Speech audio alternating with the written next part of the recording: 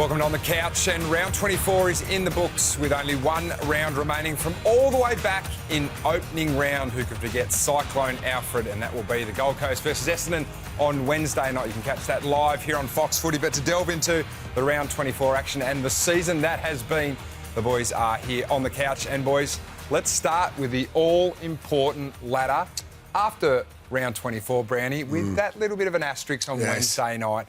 And, well, we thought we'd get to hear and we'd understand who the 8 is, but after an upset on the weekend, the Gold Coast find themselves outside of the 8 with much to play on Wednesday night, and the Bulldogs are in by the skin of their teeth. It's right, yeah, it's unbelievable really for the Suns, isn't it? Very reluctant to project ahead because we've started doing that 2 weeks ago and giving them the win. Who knows what's going to happen now on Wednesday night? Now we know they're hot favourites, but they've missed a chance for the top 4. Now they've got to get it done.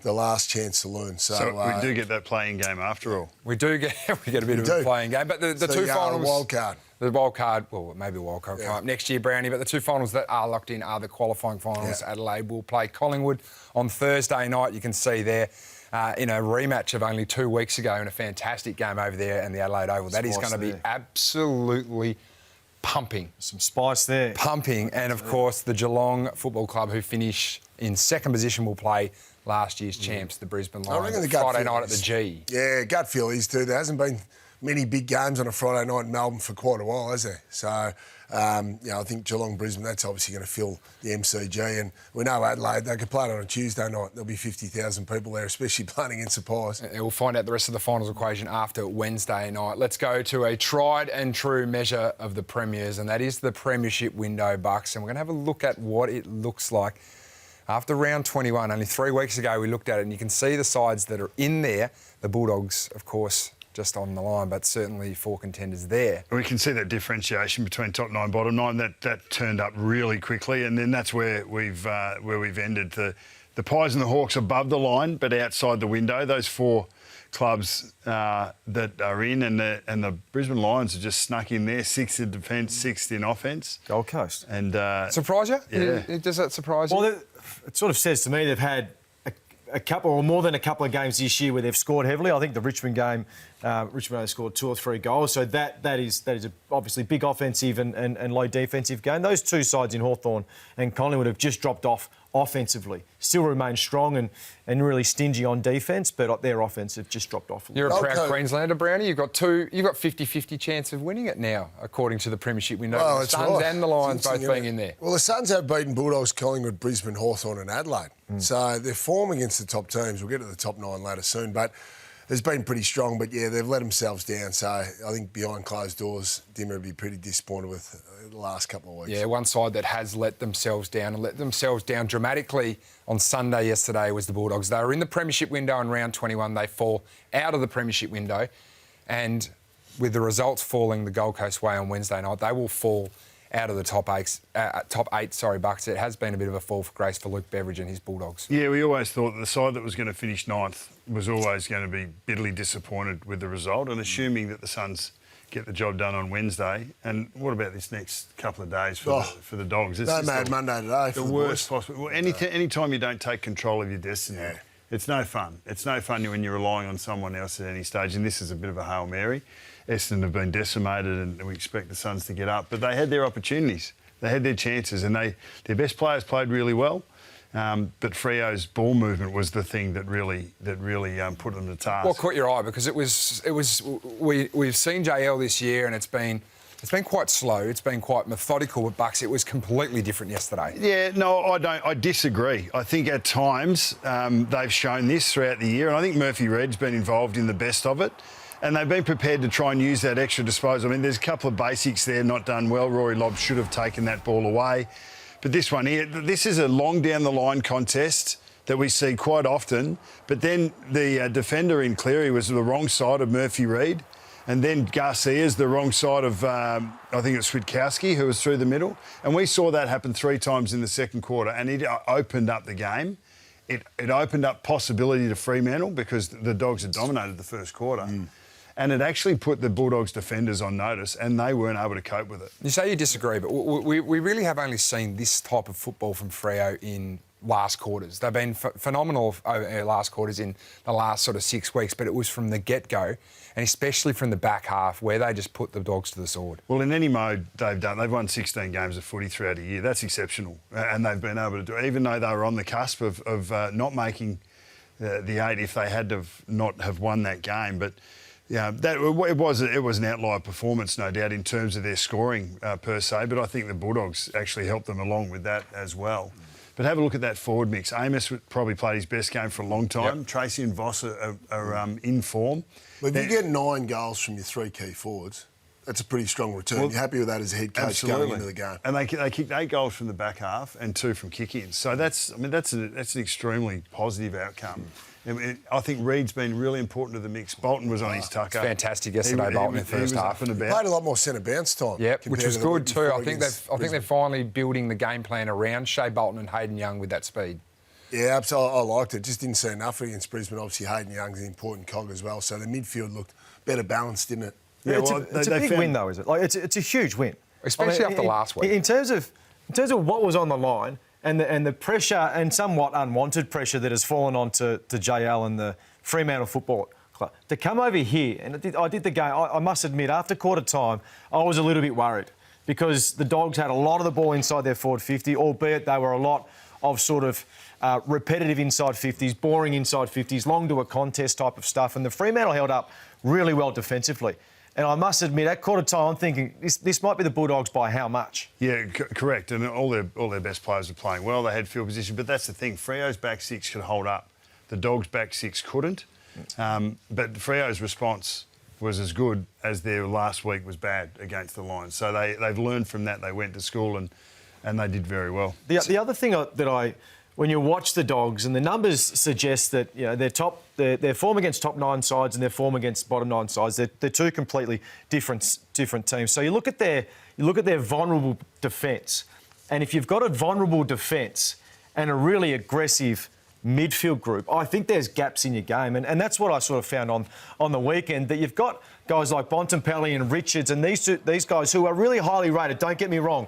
But this is a forward 50 stoppage. You've got all 3 midfielders inside the forward 50 at a stoppage trying to be aggressive and get the ball. And Baker's the wingman. He's really narrow. And look how high Baker is. Yep. So what you've got now is you've got a vulnerable defence. We've spoken about that. Now look at the layers that Fremantle have to get through. They're non-existent. I mean, when I was playing, we were not even allowed to go inside the forward 50, not because we couldn't score or couldn't become an option, but it's because if you lose that stoppage, the layers that you have to force the opposition to get through need to be at least 3 or 4. There was no layers on the weekend. Is that structure or is that personnel there, Bucks? Because there is a huge gap between there's only a wingman in that one sort of 20-metre area behind stoppage. It's very offensive. That's vulnerable. Well, what we saw with the long down the line clips that came out of defensive 50 was defenders getting caught offside and mids getting caught offside in your clip. There's just no balance. There's no sweeping at the back of those LDLs along down the lines, and there's no sweeping at the back of a forward 50 stoppage, which gives you a little bit of drop-off for your defenders. Gives you depth. There was just no layers. Why is that? I think if it's coached that way, the Dogs are committing numbers to the ball and backing that they are going to win the contest more often than not and be able to chain out and be able to score. But I would think in review, whether it's coaching or whether it's execution of the plan, there just wasn't enough cover at the back of any of Fremantle's exits or of the times where they had stoppages in their front half, the Bulldogs, that they didn't provide themselves with enough layer to be able to cover that fast transition, and they got burnt. I wonder if it's the 3 tools. They play 3 tools on the weekend. You don't really want no disrespect to you two, but you don't really want your tools going into the stoppage, so they become great presence down the line and in ball movement become great targets. When you get a forward 50 stoppage, it's probably the last thing you want is for a Norton to go to the stoppage, a Croft to go to the stoppage, or a Darcy. So they need to become that sweeper. So I just thought their forward 50 stoppages really didn't help their defence because they were so high. And Brownie, the top 9 versus the bottom 9, it's been the polarising effort from the Bulldogs this year. Well, that's a real test, isn't it? So they're this year's flat track bullies, unfortunately. So 137 is a really high percentage over the regular season. But the Bulldogs against the top 9 teams, look at that.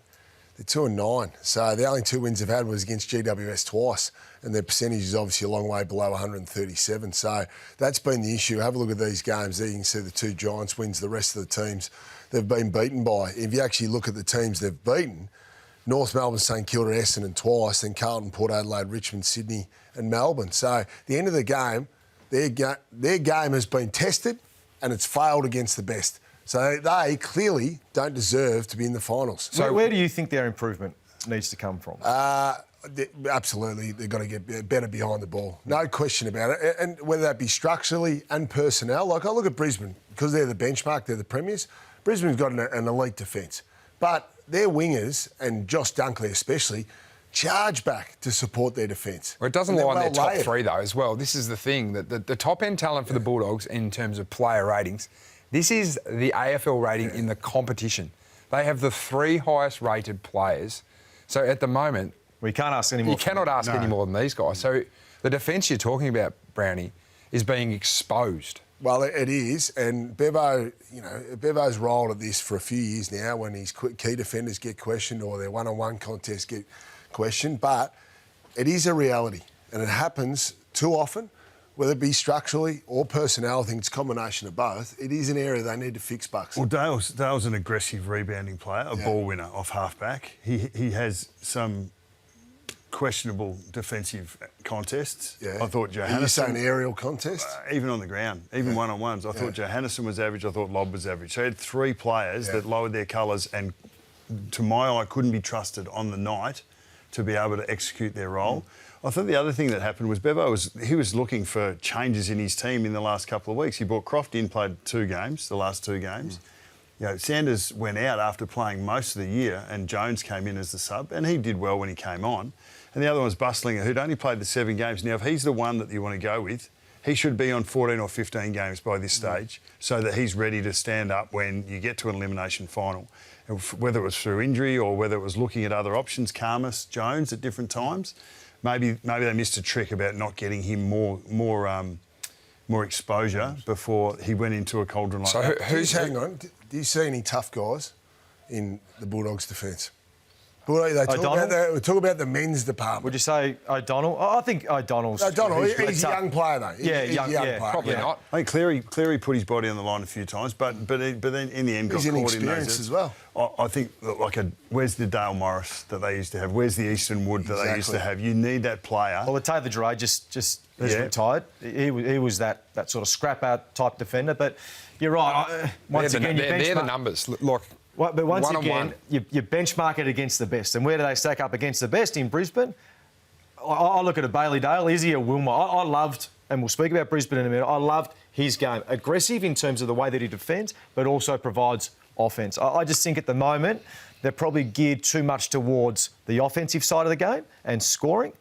And not really sort of defending. Well, let's have a look at the Brisbane Lions. And Brownie, you were there on the weekend. You're a staunch Brisbane man, and Brisbane play their best football when their pressure is up around and above AFL average. Yeah, they hunt better than any team in the competition when they're really cranked up. We know they've got a deep midfield. Now, they're missing a couple on the weekend, but they came to work and worked hard in the last quarter when obviously the key part of the game, they were up over 200 the whole quarter. I think they were 212 the whole last quarter with their pressure, which is just outstanding. And this just sums up their play. Just the many tackles, their pressure, great smother by Wilmot. And this is ballsy. It was on Gunston.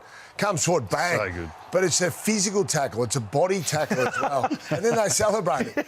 So, that's a great part of their game. That's system, but also, everyone goes, pressure is effort.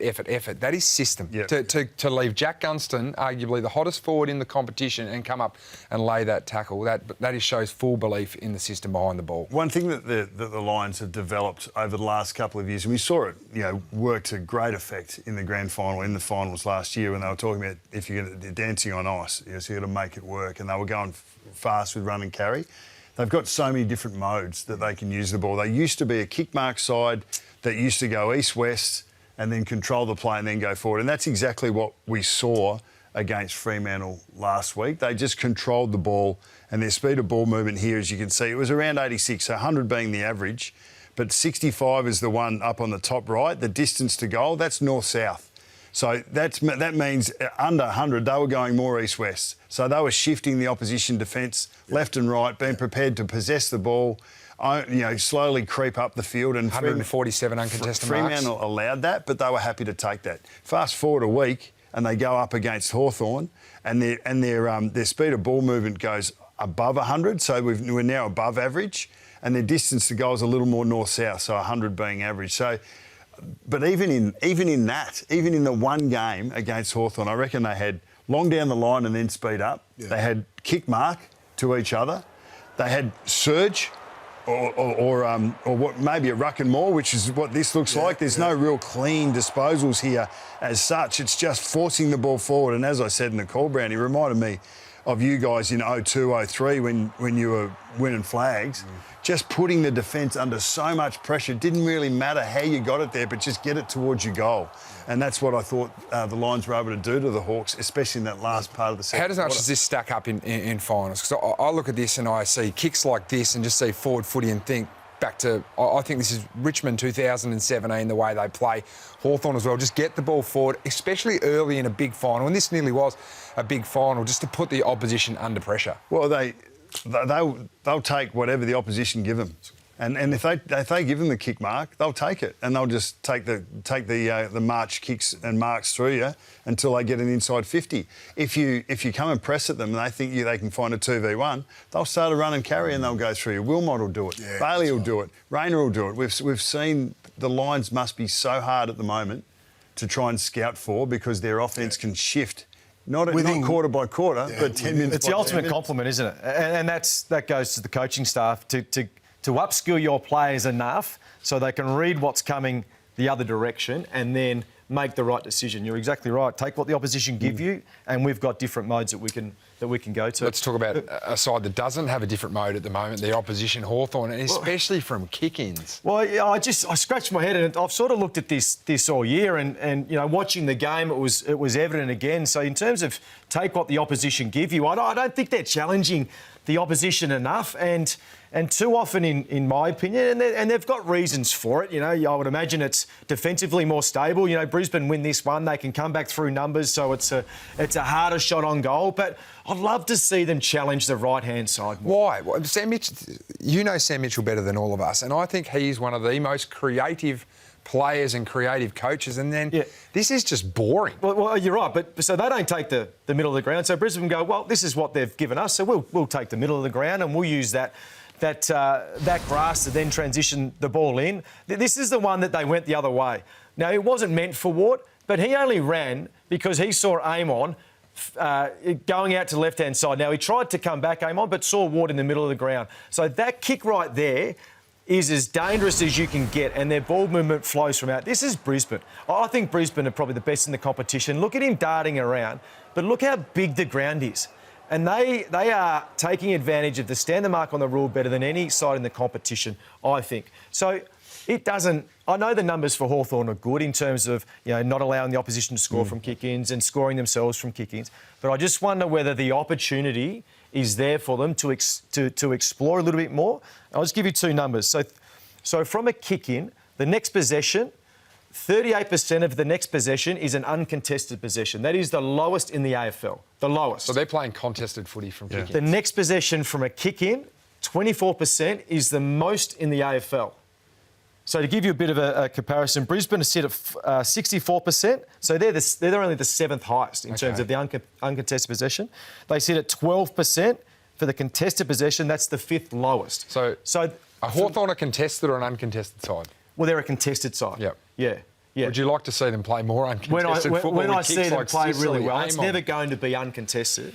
But when you go from a small part of the ground to a big part, I think you need to let your players explore a little bit. It is a little bit about how much time you give kickouts in your sort of oppo analysis or your team strategy. It's clear, like the way Brisbane kick out, they wouldn't spend any time on it. They'd run through some kickouts through the week. Yeah, go and but that's just play. Yeah, like give it to Dane Zorko and play, and spread out and use the best option. So there's no real strategy that's required for that. Maybe which one would you coach? I think opening it up is better. Yeah. But having said that, Hawthorn had 22 kickouts. They kicked 2 goals, 1. Yeah, And one came early to Chol. They allowed 4 points coming back the other way. So anytime you get a net positive in that regard... How many are leaving out there? Potentially. And Brisbane had kicked 1 goal and they gave 1 point back. So that both sides were on the positive side of the ledger in terms of scores. And that will be the argument the other way. I'm just looking at the opportunity that may be in front of them. Was it a bit unique, though, because they had a lot of set shots? So Brisbane You had can a lot still of spread set the ground on shots. set shots, though. Yeah, I know, but the opposition gets to set up properly, so they go into a standard, whereas the broken plays, the broken points, you tend to be a bit more freer. Yeah, no, I don't necessarily agree. I think if you've got a team in a zone, there's still holes you can pick. Yep. If you're a good kick like Zorko is, he'll pick you apart. It really was. We were there, we were talking about it during the call. It was crying out. It just drove me mad. It was a crying out for him to go the other side. Me and Bucks were loving it because they kept kicking it outside. We loved it. The players So in a front quick of word us. on the Hawks, Geordie. You're our Hawks man. Oh, they were beaten by the better team. But the double chance goes away, and they can't. Can they be a challenger in September? Oh, I think absolutely. Can they win it? Yeah. Well, it's hard to win it outside the top four, and I know we'll always reference the Bulldogs. But once again, when I benchmark them against Brisbane, I don't think they're at the level that Brisbane are at the moment. I think they're just a speedy mid-short and maybe sort of a mid-forward midfielder short. They would love Will Day at the moment. Why would you say that? Talk about a team that has made the top 4 Bucks and was looking at potentially late in the game not being a part of it, and that is the Collingwood Football Club. And they've got so much great talent, but they've got a 400-gamer there that stood up and saved them late against Melbourne. Yeah, there's not many 400 gamers that are saving their direct side, but Scott Pendlebury, yes, exactly. But Scott Pendlebury was huge. Put himself in behind the ball. Josh Dacos went into the midfield, and the ground just got big. You'd think defence with Pendlebury here too, wouldn't you? But this is offence. No, well, the game got so big and the ground, there was less congestion. And in the end, and there's a kick out. Geordie's just got his arms wide. That's a little bit about who you get the kick out as well. If you've got someone that can run and carry and can get involved, but here's Pendlebury. This is coming back the other way. So the first one was behind the goals. This one's on the other side of it. But Pendlebury just knows exactly how to find time and space and when to use the ball. He was able to float across. There's an intercept mark. He was the second highest rated player on the ground in the last quarter. And when the ground's big and you're playing high transition up and back, that first kick out of defensive 50, it can either kill you in terms of turning it over where you don't want to, or set you up for a full ground offence. And Pendle's just managed to pick the right option at the right time 5 or 6 times in the last 15 minutes, which gave the Pies the scoring that they needed to be able to get over the line. I think the impressive thing for me from him kicking out, he didn't necessarily go long, which would have meant he was a long way off that next contest. Those short kicks allows you to catch up if you're the deepest player, and he was the deepest player on a few occasions and continued on with that play. He was brilliant. Did he do it with you at all? Did he ever take kickings? He slid down there a couple of times on his own, but no, just get the numbers up. Yeah, well, I mean that's the thing. But I think we've already spoken about the Lions and their changing offence and their changing gears. I think good coaching, that you need really good leadership in your group. So once you've got good leadership in your group, you actually want to hand them the keys, teach them how you want to play, and you have discussions about how did that feel, how does that work for you, and then the players actually go and make the decisions on how we need to play in the moment. And I think the Pies have done that and won a flag. Lions have done that and have won a flag, and Geelong have done it the same way. You speak about the keys, and the man that many think would have the keys to the back line is Darcy Moore, but the man that really holds the keys is Jeremy Howe-Brownie. He's been subbed out 3 of his last games. He has had a wretched run with injuries. We think he's done a groin potentially 3 or 4 weeks. And, I mean, he's got a shocking run coming into finals if he is to make it. Yeah, it's not good, is it? So he's the conductor back there, we know that, but obviously you're going to have to work out a scenario. They're going to have to work out a strategy without him, aren't they? So it's unfortunate. They win it without him? Not sure they can. I'm not sure they're going well enough. If they're going really well and all parts of the game are going well, I just think he's so important back there. I think, Darcy Moore probably gets lobbed with it all the time, so Darcy Moore's a lot better player. Well, the whole back line's a lot better. 2 goals, to be specific. They're a 2-goal better back line with Jeremy Howe. Well, he just directs them. He stands behind. He's like a fullback in rugby league. They just place them everywhere, puts him in the right spot, so he'll be sorted. It just shows you how big qualifying finals are. Like, the Pies had 71 inside 50s without Jeremy Howe there 2 weeks ago, so they wouldn't be feeling unconfident or No. lacking The last confidence. fortnight, they would have got some confidence back. Certainly individuals would have. Yeah, we get great access to players, and Friday night we got access to Max Gawn, and he's had this to say to the Friday night team. We got to put some pride back in the jumper tonight. We got 4 quarters to be able to set ourselves up for a really good off-season. I've been on the other end of this when you sit there after a shocking game, and it's just a bad start to your off-season, a bad momentum. And in the end, day one pre-season, we want to sell proof rather than hope. And what better proof than Friday night against probably the best team in it. Well, we saw some proof on the weekend, and we've seen some proof since Simon Goodwin has departed that they have been playing a bit differently. I think Jacob van Rooyen's probably been fantastic, but you look at these numbers here, that this is their second best result from half-back, Geordie. Are you seeing enough from Melbourne to go, well, Brad Green's comments around this being a finals team and we expect to be playing finals may be ringing true?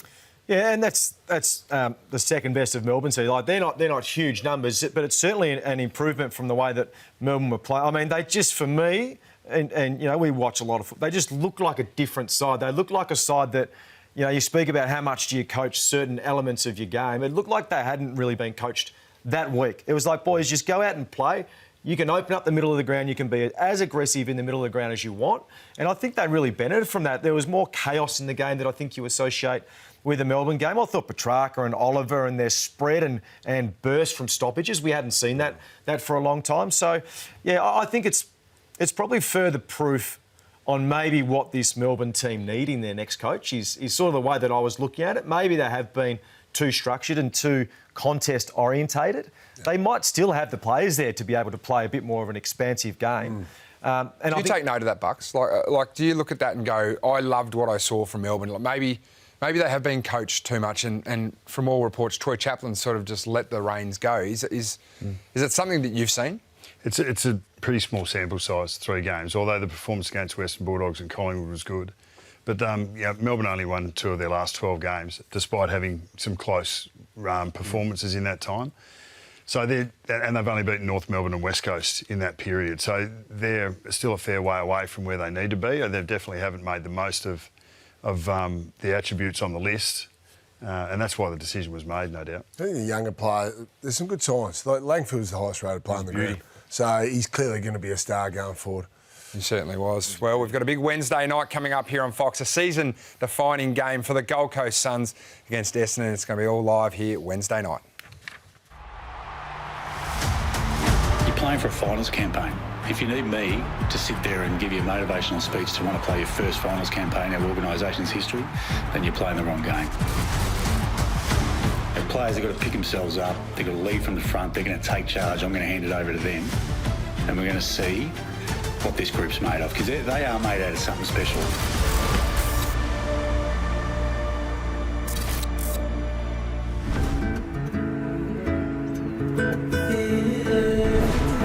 Crazy stuff! I didn't think we had any chance. Thanks, I can say that now. We will remember this one for eternity. The one they won for Travis and Kenny. That's a fairy tale. Oh, mate, I'm gassed. I'm so proud of the boys. I mean, half the list is on one leg. Busted shoulders. Guys couldn't walk tonight and they still went out there and had a crack. So excited to see what they can do in the future. It's been one hell of a ride. Big turnout tonight. I'm just overwhelmed by it all, mate. Tonight, the footy gods, they were watching, and they gave Trav, they gave Chad, they gave Rob, they gave Doc Fisher, myself. They gave us something that we deserve because we're just good people, and that's all you can ever wish to be as a good person.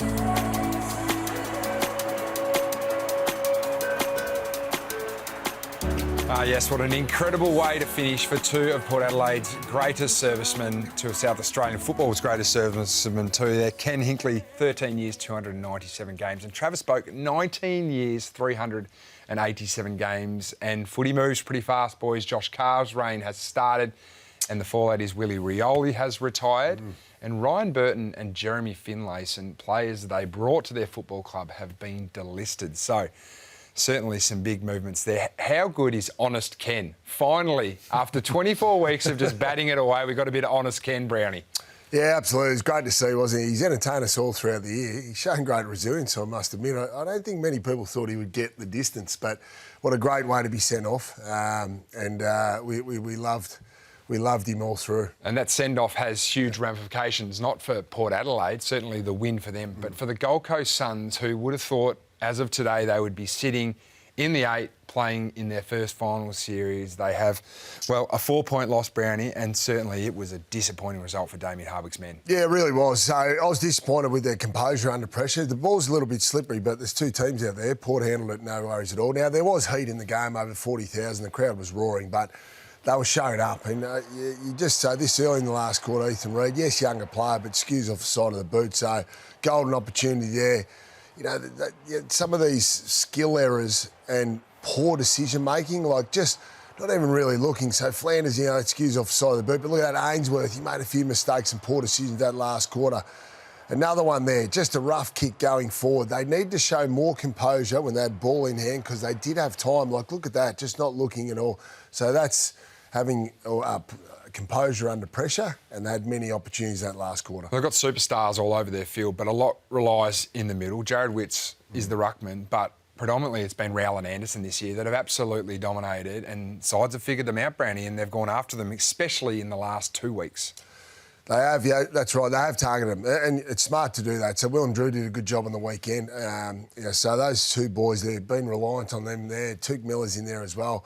They need Humphrey to come back, but absolutely, you need to put your work into them. So Brad Scott, yes, I know he's got a younger team, put the work in. And you need a physical ruckman to compete with Jared Witts. Last 2 weeks, Jordan Sweet, and the week before it was Kieran Briggs. Did a good job against Witts, just to nullify his absolute dominance with his tap work. They look to me like a side who thought about the result, and you're thinking about the result. Yeah. And there was obviously it's a fair cauldron of emotion there with the opposition. But you had to know that was there and that was coming. So you've either got the choice, do you smack him in the nose early and try and take the crowd noise out of it, take the emotion out of it? They weren't able to do that either, which put them in a position where they were overreaching, and that's where the errors come. Yeah. And that's why a young side or a first-time final side struggles to be able to handle that pressure and expectation when it comes to it. This one's a dress rehearsal on Wednesday night, albeit against a different opposition, but it's not a fait accompli. They've got to get themselves right to be able to perform on Wednesday night. It is the one thing you learn in big games, though, isn't it? How to lock into the first quarter, lock into the second quarter. I mean, we bristle at coaches' responses. It's about the process, it's about the first week, it's about what we've put... But we bristle at it. There is evidence that there is a side that no doubt drifted mentally. You played with him, Daniel Rioli, they really miss. Yeah. So the punishment has dropped off, so it's a real highlight of their season the first half of the year. Well, they knew that too leading into the season, that they had to go and get half-back flankers to support Lockie Weller. And Joel Jeffries, who's had a fantastic year, was poor the other night, but they knew they had to go and get Noble and Rioli. Yeah, they did. No, I think big drop-off, Noble big drop-off, isn't it? So when Noble's on his own, puts him under a lot of pressure, so he can be prone to the odd mistake here and there. He needs Rioli back, even if Rioli's playing half forward at times, need him back. Let's talk about the minor premiers. And, I mean, they had a game that really didn't mean much for them on the weekend against the North Melbourne Football Club. But they rolled out, and after a huge week, obviously, with the Isaac Rankine news, maybe a few little worrying signs. Yes, they got the win, but the midfield battle on the weekend was probably disastrous for them as well. They were beaten up around the midfield there. You can see points from clearance, -34, contested possession and clearance as well. Tristan Sherry was fantastic against Riley O'Brien. Bucks, is this a worry for Matthew Nicks, or would he just be rapt to have the week done and the 4 points in the bank? Yeah, I'll take... And no injuries as well. B.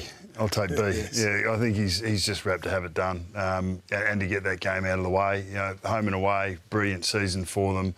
Understandably, sort of eyes off the ball a little bit with Rankine. It would have been an emotional week. Last 2 opponents, West Coast and North. The North have done that at their best, and I think you get a spike out of teams that are playing their last game because they know the final siren is it, and they're not going to get to play footy for 6 months. So you get a special effort from teams that are playing their last game. Adelaide have been able to handle it. They've just been able to bank the wins. They get a bit of a chance to lick their wounds and have a really good 2-week process into the qualifying final. Well, the fallout of the Isaac Rankine suspension continues. John Ralph has the latest, and the Adelaide superstar, Ralphie, has headed overseas. Hello, guys. Yeah, so Adelaide knows the optics of him fleeing overseas for a training camp are ordinary, but they've done so for two reasons. They know that anywhere he trains within Australia in the next week or two, he will be followed by that same media glare he's desperate to try and avoid. He wants a circuit breaker, and they're also keen to avoid his circus and what would be with him training with the football club as they try and lock in on a massive clash next Friday against Collingwood. He's linked up with the connection of fitness boss Darren Burgess, who has those EPL links, and so this is a club that has 3 live sides. They're very keen not to have to take a member of their staff across to train with him. So this qualifying final is a powder keg waiting to explode. We revealed last Tuesday night that Dan Houston warned Rankine he'd go off on a stretcher, having knocked him out the previous showdown. Now, the Collingwood camp then made clear it was not Rankine's first homophobic slur across a couple of years. My understanding is there will be a major boost of security at Adelaide Oval. Now, Adelaide Oval is refusing to comment on its security provisions tonight. The AFL says it will take all precautions necessary. The Collingwood player who was involved in that Rankine slur, who was not Houston, was targeted by a member of the public in the ground at the MCG on Friday night. So this game has the potential to go absolutely feral, with thousands of Collingwood fans going across for that game, and the authorities are well aware of it. Boys, this has descended into a little bit of chaos, really, off the back of this. And Friday night to hear that something else has followed up again after the incident. That was in front of us. We were in the second level Betty Cuthbert's end, and I could see there was a lot of commotion where there was a lot of upset fans in that particular bay, just outside the President's function.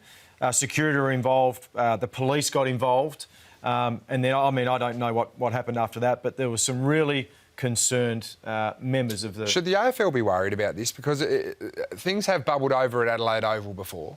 They're a very passionate fan base, Collingwood and Adelaide. There's going to be 50,000 in the house on a Thursday night, Bucks. So, I think that wouldn't be the only spot fire at the MCG. It's not the only spot fire when you have two teams that are at each other's throats and want to win the game of footy. I think it was the nature of what was said. I think the supporter base are going to be on edge. Like, if you haven't got it already, like, people in Adelaide are going to want tickets to go to see this game. This is theatre at its best. I think that, it's two sides that absolutely want to win and get that opportunity to get into a prelim. And with the history of it, you can't avoid it. You can't avoid it. You've got to embrace it. You've got to understand that that's coming. One thing I will say about Isaac Rankine, about the look of him going overseas, Adelaide didn't send a press release out. It wasn't as if they were trying to advertise it. He was trying to sneak out, and he's more than entitled to try and handle this period as well as he possibly can, given the penalty that he's been handed down, to prepare himself for an unlikely opportunity. But I don't think there's anything wrong with that. Did they miss an opportunity for him to address the issue in the media in the week off? Like, so Matty Nix was on 360 before saying he'll be back next week on a Thursday night because he wants to be there to support the boys and the team. I just think they they mightn't have felt up to it, though. Yeah, the club may have offered that to him. Yeah. We'll find out more Thursday night. I just think this week would have been the right week. Well, we'll find out more on Thursday night when he is back in Australia. And Ralphie, there's some rumblings at Carlton and the Sydney Swans, as Jonathan Brown said last week on this show, have just reared their head again for one of the AFL superstars. Those rumblings just will not quit, and they surround Charlie Curnow. So Carlton's exit interviews start tomorrow at Icon Park, and certainly Charlie is open to exploring a trade potentially to Sydney. It will be fascinating to see what he actually says to Michael Voss, but those close to him believe that he's still open to a move to Sydney. He's talked about Gold Coast and to Geelong, to those closest to him. There's surf, there's sand, there's Bondi Beach. Tom Niconin could inform the Blues as early as tomorrow of his intentions to move to St Kilda. He was to talk with his management tonight about it. We know that he's going. It's just the timeline of when he announces it. Carlton's view is that Curnow is virtually untradeable. I know that's a funny expression.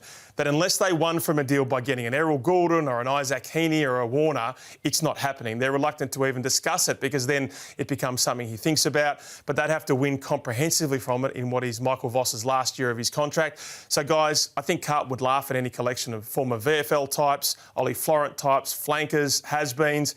Is there any way that this is able to get off the ground? Is there anyone that Carlton would want from Sydney that the Swans would be happy to let go of? All right, Brandy, I'm going to ask you, because you know the value of a key forward. Are you trading Charlie Curnow for any of those three midfielders? The big guns? The big ones? Yeah, the Goulden, Heaney or Warner. The untouchables. The untouchables. I nearly do one of them, but they're pretty impressive, but they're clearly not going to do it. I just wonder what it'd be just interesting in what he suggests, because whenever a player suggests they want to leave, usually it gets done. Yep. So it's a big day for the Carlton Footy Club. It is tomorrow. a big day. We'll be watching with bated breath. He might want a change. Like, if it happens, it's not just because he wants out of Carlton. He might feel like he needs stimulation and a change of environment. A change of environment to find his best footy. It's not going to happen for one of those three. But a first and a player would probably be about right, I reckon. Watch this space on the Charlie Curnow. Well, up next we've got the good, the bad, and the ugly.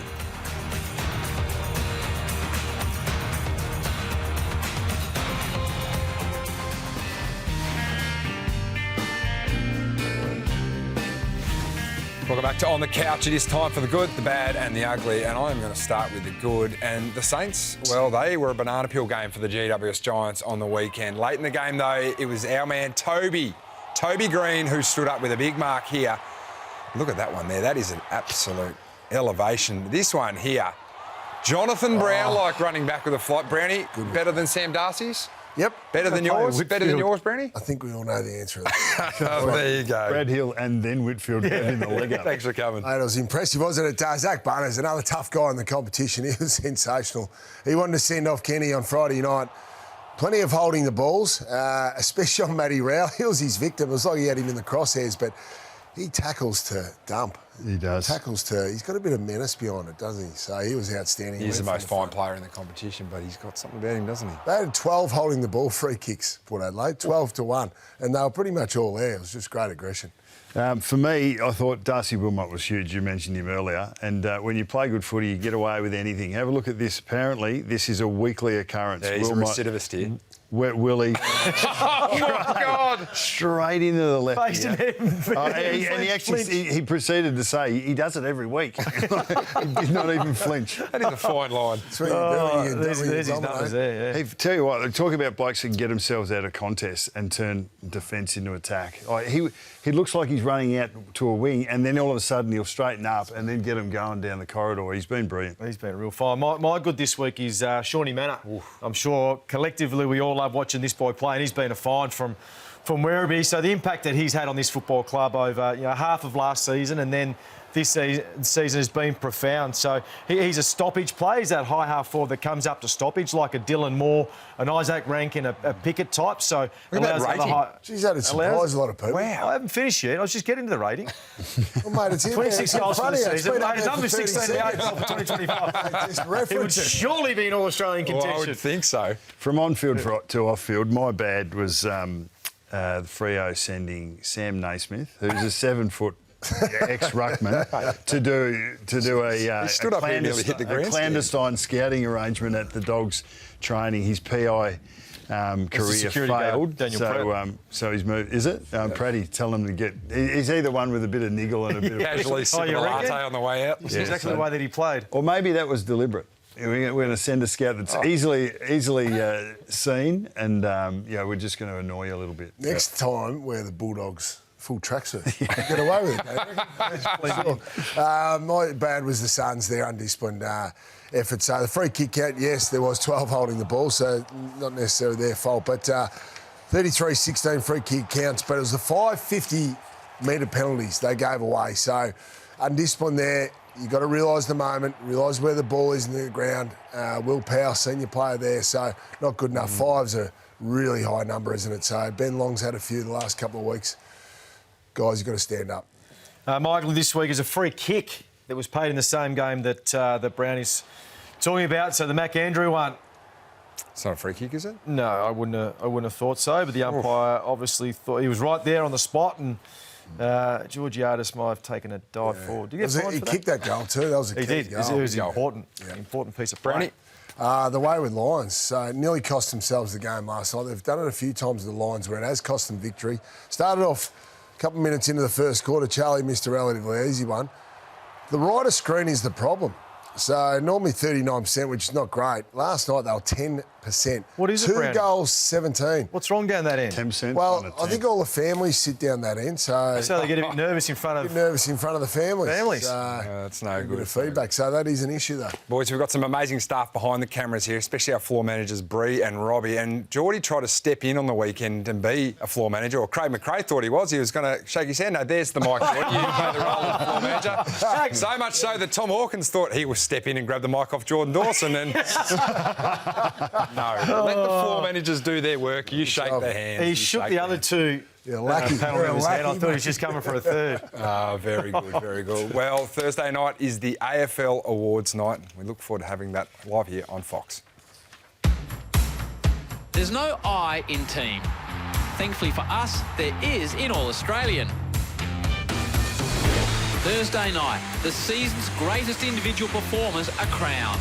The players vote for their MVP. The coaches name their best of the year. And the 22 players who make up the 2025 Team of the Year are honoured. It's a night where superstars take centre stage. Live and exclusive to Fox Footy, the 2025 AFL Awards. Celebrate you, baby. I have to praise you like I should. Time to sing the praises and to finish up tonight with the All-Australian Awards on Thursday night. We are going to sing the praises to Nathan Buckley, who is an All-Australian selector, for maybe some guys that are around the outside that we think should be in the side have had great seasons. And Brownie, you're going to start us. It's a campaign minute. Isaac Heaney. So he's a lock. He's a lock, yeah. Well, he's had 3 times, only 3 times less than 20 touches. Average 23 disposals, goal and a half a game, 5 clearances. So it's been a pretty impressive. 3 times he's gone 20 plus disposals and 5 plus goals. So it's a pretty good season, isn't it? And Jack's got him getting traded to Carlton, apparently. So it's a big year. Very good. I've gone Tristan Sherry. Yep, which tricks a few people up. So, I mean, the body of work that he's been able to put in this year has been profound. You speak to the people at North Melbourne, they've been obviously happy with his performance. But it's not just the ruck work, it's the stuff around the ground, it's the tackling. So 9 times this year he's been rated the #1 player on the ground. So that's the most ever by a Kangaroos player, the most ever by a ruckman. So his season's been outstanding. Sure. So whether they play 1 or 2 ruckmen, he would certainly be in there. You speak of bodies of work. This man has put a body of work in over a decade, has never been selected All-Australian. That is Nick Vlosten. He's #5 in the competition for intercepts. He's been very high in intercepts for a long period of time and should be a multiple All-Australian. This is the year, Nathan.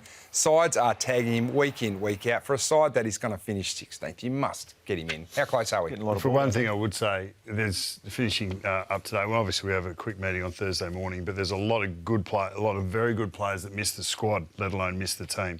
Felt like it was a very even year. I think that was directed at us. Yeah. Maybe our players didn't even make the squad. Well, this is a little bit self-indulgent. One more sing the praises. We know Neil Danaher's done some amazing work with Fight M&D, the Australian of the Year, and I've been very lucky to be invited in to be a part of Challenge 7, which still sits under the Fight M&D package. It's 27 minutes of activity for 27 days over September. We know September is a massive time here in Australia in sport, and I feel very lucky to be there. You can see I was there with my daughter Poppy today, running 27 100-metre sprints. 27 100-metre sprints. That took you 27 minutes. I should have just popped in. Why didn't you? I didn't know you were there. Oh, so I was there at 10:30. Looking a bit heavy too, mate. Big week of footy, big week for the Gold Coast Suns. Wednesday night you can catch that live here against Essendon, and we will see you next week right here on the couch.